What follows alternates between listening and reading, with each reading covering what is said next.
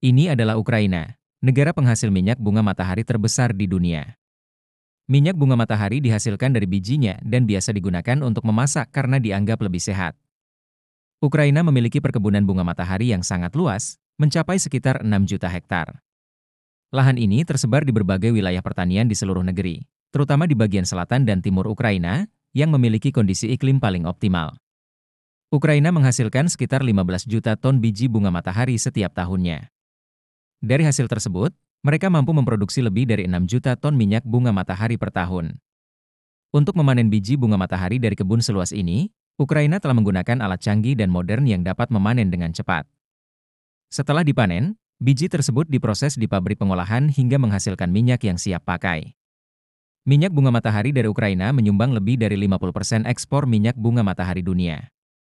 Minyak ini diekspor ke berbagai negara, terutama negara-negara di Eropa, Asia, dan Timur Tengah.